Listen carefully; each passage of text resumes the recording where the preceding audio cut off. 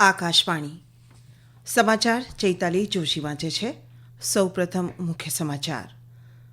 સંસદના બંને ગૃહોની કામગીરીમાં વિરોધ પક્ષના સતત વિક્ષેપને પગલે રાજ્યસભા અને લોકસભા સોમવાર સવાર સુધી મુલતવી.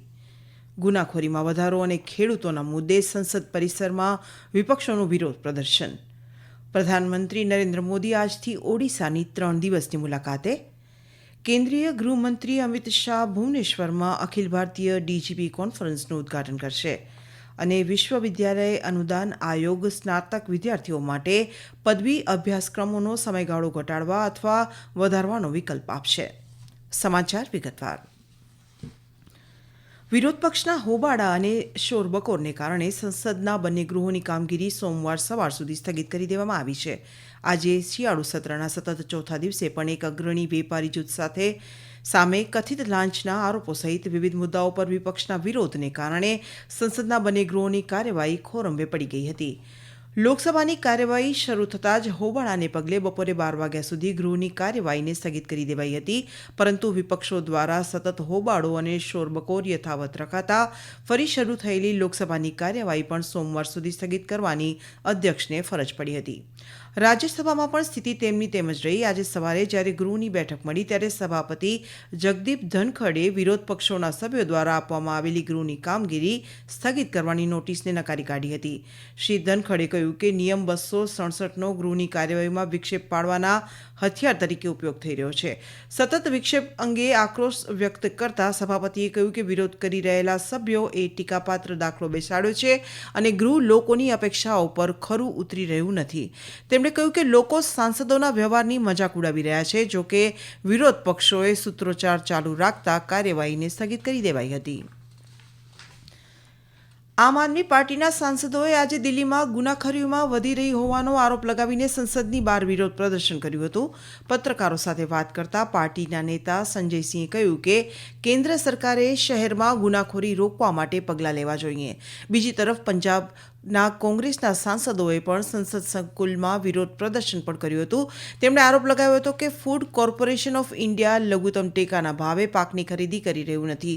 વધુ આક્ષેપો કરતા આ સાંસદોએ જણાવ્યું હતું કે ખેડૂતો તેમના પાકને એમએસપીથી નીચે વેચવા માટે મજબૂર બન્યા છે. પંજાબના ખેડૂતોને અન્યાય થઈ રહ્યો હોવાનો આરોપ લગાવતા સાંસદ અને પંજાબ કોંગ્રેસના વડા અમરિંદરસિંહ રાજા વારિંગે આ મામલે તપાસ કરવા માટે સમિતિની રચના કરવાની માંગ કરી હતી. સાથોસાથ રાજ્યમાં ખેડૂતો માટે ડીએપી ખાતર પણ ઉપલબ્ધ નથી તેવો પણ તેમણે આરોપ લગાવ્યો હતો. પ્રધાનમંત્રી નરેન્દ્ર મોદી આજથી ઓડિશાની 3 દિવસની મુલાકાતે જશે. તેઓ ભુવનેશ્વર ખાતે અખિલ ભારતીય મહાનિદેશકો અને પોલીસ મહાનિરીક્ષકોની પરિષદ સહિતના વિવિધ કાર્યક્રમો હાજરી આપશે. લોકસેવા ભવન ખાતેથી આજથી 3 દિવસીય આ પરિષદ શરૂ થશે, જેમાં કેન્દ્રીય ગૃહમંત્રી અમિત શાહ અને રાષ્ટ્રીય સુરક્ષા સલાહકાર અજીત ડોભાલ સહિતના મહાનુભાવો પણ હાજરી આપશે. તમામ રાજ્યો અને કેન્દ્રશાસિત પ્રદેશોના પોલીસ મહાનિદેશકો અને કેન્દ્રીય અનામત પોલીસ દળ સીઆરપીએફ, રો, એનએસજી, ગુપ્તચર સંસ્થા અને એસપીજીના વડાઓ પણ આ પરિષદમાં ઉપસ્થિત રહેશે. રાષ્ટ્રીય સુરક્ષા પડકારો અને પોલીસ દળોની વિકસતી જવાબદારીઓ પર ધ્યાન કેન્દ્રિત કરવા આ પરિષદનું આયોજન કરાયું છે. એજન્ડામાં સામેલ આંતરિક સુરક્ષા, સાયબર ગુના, માઓવાદી ખતરા અને કૃત્રિમ બુદ્ધિમત્તા એઆઈ અને ડ્રોન જેવી ઉભરતી ટેકનોલોજીઓ દ્વારા ઊભા થયેલા પડકારો જેવા મુદ્દાઓ પર આ પરિષદમાં ચર્ચા કરાશે. કેન્દ્રીય ગૃહમંત્રી અમિત શાહ આજે ભુવનેશ્વરમાં પોલીસ મહાનિર્દેશક અને મહાનિરીક્ષકની અખિલ ભારતીય પરિષદનું ઉદ્ઘાટન કરશે. 3 દિવસની પરિષદમાં આંતરિક સુરક્ષા, સાયબર ગુના, આતંકવાદ, માઓવાદી ખતરો, કૃત્રિમ બુદ્ધિમત્તા અને ડ્રોન જેવા ઉભરતા પડકારો પર ચર્ચા કરવામાં આવશે. આ પરિષદ વરિષ્ઠ પોલીસ અધિકારીઓને ગુના નિયંત્રણ, કાયદો અને વ્યવસ્થા અને આંતરિક સુરક્ષા સંબંધિત મુદ્દાઓ પર ચર્ચા કરવા માટે એક પ્લેટફોર્મ પૂરું પાડે છે. પ્રધાનમંત્રી નરેન્દ્ર મોદીએ આજે ભારપૂર્વક જણાવ્યું છે કે પ્રવાસન અનેક જીવનમાં સમૃદ્ધિ લાવવાની ક્ષમતા ધરાવે છે. પ્રવાસન મંત્રી ગજેન્દ્રસિંહ શેખાવતે એક સોશિયલ મીડિયા પોસ્ટમાં દેશના પ્રવાસન કેન્દ્રોને વિકસાવવા માટે 40 પ્રોજેક્ટ્સને મંજૂરી આપવાની જાહેરાત કરી હતી. શ્રી મોદીએ જણાવ્યું હતું કે સરકાર ભારતના પ્રવાસન માળખાને વધારવા પર ધ્યાન કેન્દ્રિત કરવાનું ચાલુ રાખશે. તેમણે ઉમેર્યું હતું કે આ પ્રયાસ સુનિશ્ચિત કરશે કે વધુ લોકો અતુલ્ય ભારતના અજાયબીનો અનુભવ કરી શકે. આ સમાચાર આપ આકાશવાણી પરથી સાંભળી રહ્યા છો. આ સમાચાર આપ અમારી YouTube channel AIR news Gujarat પર પણ સાંભળી શકશો. વધુ સમાચાર માટે આપ અમારા ટ્વિટર હેન્ડલ AIR_ABAD ને ફોલો કરી શકો છો. વિશ્વવિદ્યાલય અનુદાન આયોગ ટૂંક સમયમાં સ્નાતક વિદ્યાર્થીઓ માટે પદવી અભ્યાસક્રમોનો સમયગાળો ઘટાડવા અથવા તેનો વધારવાનો વિકલ્પ આપશે. આયોગ ઝડપી અને વિસ્તૃત અભ્યાસક્રમ કાર્યક્રમ માટે પ્રમાણભૂત સંચાલન પ્રક્રિયાઓને મંજૂરી આપી દીધી છે. આયોગના અધ્યક્ષ જગદીશકુમારે માધ્યમોને જણાવ્યું કે ઝડપી પદવી અભ્યાસક્રમથી વિદ્યાર્થીઓને સેમિસ્ટર દીઠ વધારાની ક્રેડિટ સાથે ઓછા સમયમાં 3 વર્ષ અથવા 4 વર્ષની પદવી મેળવી શકશે. બાંગ્લાદેશ સરકારે સ્પષ્ટ કર્યું કે દેશમાં ઇસ્કોન પર પ્રતિબંધ લગાવવા અંગે કોઈ વિચાર વિમર્શ નથી કરાયો.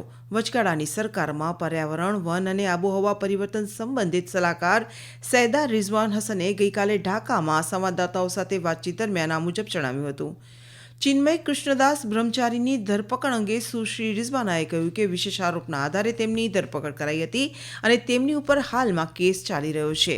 તેઓ દોષિત છે કે નિર્દોષ તે અંગે નિર્ણય અદાલત કરશે. રાજ્યસભાના ઉપાધ્યક્ષ હરિવંશ નારાયણ આજે આકાશવાણીનું પ્રતિષ્ઠિત વાર્ષિક ડોક્ટર રાજેન્દ્ર પ્રસાદ મેમોરિયલ વ્યાખ્યાન 2024 આપશે. વ્યાખ્યાનનો વિષય છે વૈશ્વિક ક્ષિતિજ પર ભારતની વધતી ભૂમિકા. આ વ્યાખ્યાન આકાશવાણીના પરિસરમાં રંગભવન ખાતે યોજાશે અને દેશના પ્રથમ રાષ્ટ્રપતિ ડોક્ટર રાજેન્દ્ર પ્રસાદની જન્મજયંતિ નિમિત્તે દર વર્ષે 3 ડિસેમ્બરે પ્રસારિત કરવામાં આવે છે. ભારતીય નૌકાદળે શ્રીલંકાના સહયોગથી આજે અરબી સમુદ્રમાં 2 માછીમારી બોટમાંથી અંદાજે 500 કિલોગ્રામ માદક દ્રવ્યોનો જથ્થો જપ્ત કર્યો છે. નૌકાદળે એક સોશિયલ મીડિયા પોસ્ટમાં જણાવ્યું કે તેમણે શ્રીલંકાના નૌકાદળના સહયોગથી ડ્રગ્સ લઈ જતી બોટને જપ્ત કરી હતી. શ્રીલંકાનું નૌકાદળ આ બંને બોટ અને ખલાસીઓની તપાસ કરી રહ્યું છે. દક્ષિણ પશ્ચિમ બંગાળની ખાડી પર સર્જાયેલા ભારે દબાણ ડીપ ડિપ્રેશન ગઈકાલે મધ્યરાત્રિથી તમિલનાડુના નાગાપટ્ટિનમથી લગભગ 330 કિલોમીટર પૂર્વમાં કેન્દ્રિત છે. આ વાવાઝોડું 9 કિલોમીટર પ્રતિ કલાકની ઝડપે આગળ વધી રહ્યું છે. સ્થાનિક અને આંતરરાષ્ટ્રીય બંને હવાઈ મથક સત્તામંડળે પ્રતિકૂળ હવામાનને કારણે મુસાફરોને તેમની ફ્લાઇટના સમયની પુષ્ટિ કરવા જણાવ્યું છે. આગામી 24 કલાક સુધી નાના હવાઈ જહાજનું સંચાલન કરવામાં નહીં આવે. જમ્મુ કાશ્મીર પોલીસે ગઈકાલે ડોડાના ભદ્રાવાહમાંથી આતંકવાદીઓના એક સહયોગીની ધરપકડ કરી છે. વરિષ્ઠ પોલીસ અધિક્ષકે જણાવ્યું કે આરોપી સોશિયલ મીડિયાના માધ્યમથી સરહદ પાર આતંકવાદી સંગઠનો સાથે સંપર્કમાં હતો. શંકાસ્પદના ઘરની તપાસ કરતા આપત્તિજનક સામાન અને દસ્તાવેજ કબજે કરાયા છે. આરોપી પાકિસ્તાનમાં સક્રિય આતંકવાદી સંગઠનો સાથે મળીને ડોડા અને આસપાસના વિસ્તારોમાં હુમલાનું ષડયંત્ર રચી રહ્યો હતો. જ્યોર્જિયામાં પ્રધાનમંત્રી ઇરાકિલ કોવાખીચે સંસદમાં વિશ્વાસમત હાંસલ કરી લીધો છે. આને કારણે નવી સરકારની કામગીરી સંભાળવાનો માર્ગ મોકળો થયો છે. સરકાર વિદેશ, પર્યાવરણ અને કૃષિ મંત્રીઓની નિમણૂક પણ કરી શકશે. પ્રધાનમંત્રી નરેન્દ્ર મોદીએ ભગવાન બિરસા મુંડાના વંશજ મંગલ મુંડાના નિધન પર દુઃખ વ્યક્ત કર્યું છે. તેમના સંદેશમાં શ્રી મોદીએ મંગલ મુંડાના નિધનને માત્ર તેમના પરિવાર માટે જ નહીં પરંતુ ઝારખંડના આદિવાસી સમુદાય માટે મોટી ખોટ સમાન ગણાવી હતી. ઇઝરાયેલે જણાવ્યું છે કે તેમની વાયુસેનાએ દક્ષિણ લેબેનોનમાં હિઝબુલ્લાહના એવા સ્થળ પર હુમલો કર્યો હતો જેનો ઉપયોગ મધ્યમ અંતરના રોકેટને સંગ્રહિત કરવામાં આવે છે. બંને પક્ષે એકબીજા પર યુદ્ધ વિરામના ઉલ્લંઘનના આક્ષેપ લગાવ્યા. લેબેનોને ઇઝરાયેલ પર બુધવાર અને ગઈકાલે અનેક વખત યુદ્ધ વિરામનું ઉલ્લંઘન કરવાનો આક્ષેપ લગાવ્યો હતો. અમેરિકા અને ફ્રાન્સના પ્રયાસ રૂપે હિઝબુલ્લાહ અને ઇઝરાયેલ વચ્ચે આ યુદ્ધ વિરામ થયું છે. 60 દિવસના આ યુદ્ધ વિરામ દરમિયાન બંને પક્ષ વચ્ચે કાયમી યુદ્ધ વિરામ થઈ શકે તેવી આશા છે. અંતમાં મુખ્ય સમાચાર ફરી એકવાર. સંસદના બંને ગૃહોની કામગીરીમાં વિરોધ પક્ષના સતત વિક્ષેપને પગલે રાજ્યસભા અને લોકસભા સોમવાર સવાર સુધી સ્થગિત.